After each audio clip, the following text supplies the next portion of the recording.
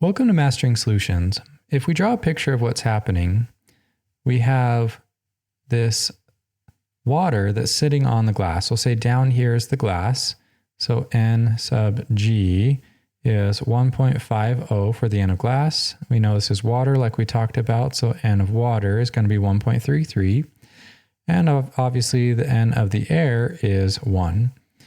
So drawing a picture of our light rays, they tell us that the light is coming in from the normal. So this right here is coming in, and here's our normal. They tell us this angle is 60 degrees. And then the ray is going from a low to a high, so it's going to get refracted towards the normal, go like that. And then we have another normal, and then it's going again from a low to a high, from the water to glass, so it's going to get refracted again towards the normal. And so this angle right here, what's the ray's angle from the normal in the glass? So this theta sub g, that's what we're trying to solve for. This is going to be theta for the water. And this angle right here are going to be identical. If you look at a transversal in geometry, that would explain why these two angles are identical. The normal lines are parallel to each other, and we have another parallel line with a line bisecting those. And so this is, like I said, a transversal. If you want to look into that, that explains why. What we can do is we can actually be a little tricky with Snell's law here to give us a shortcut. There's one of two ways that you can do it. If you're on a test and you get stuck, I would play the safer route, and that would be this. So we have N of 1, which we'll say is the air. So N of air times the sine of the angle for air is going to be equal N of 2, which we'll say is the water. So N of water times the sine of theta water. Then you can figure out what theta for the water is, and then you can do it again, right? Only this time we'll say N of water is now 1, and so we'll have N of water times sine of theta water, which we would find, and that's equal to N of the glass times sine of theta glass.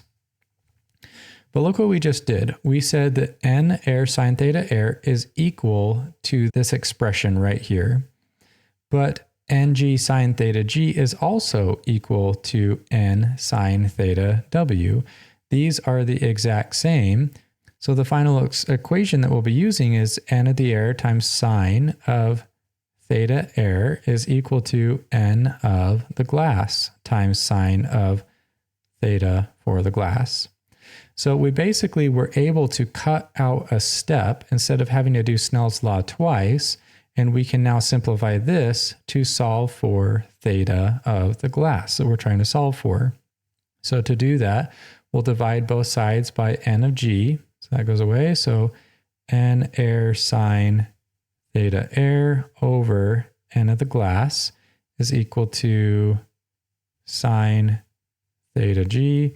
And then obviously taking the inverse sign gives us theta G is equal to the inverse sine of N of the air over Ng times sine of theta of the air. You could have written it like this again. This is saying the same thing. So now when we plug in our numbers here, sine inverse sine of N of the air is 1 over the glass is 1.50 times sine of the angle in the air, which we said is 60 degrees. So when we plug this into our calculator, we get inverse sine, and then we have 1 divided by 1.5 for our N ratio times the sine of 60, and that's going to give us 35 degrees. So the answer to this question, theta of the glass, is equal to 35 degrees. Now, if you think about it, it can mess with your mind because it seems like, well, how would that be? Because this is bending it somehow. But it's because these two are equal to each other. What it's saying is that when we get down here, the difference in the index of refraction is what matters. And the water, in a mathematical way, almost doesn't matter to getting our answer.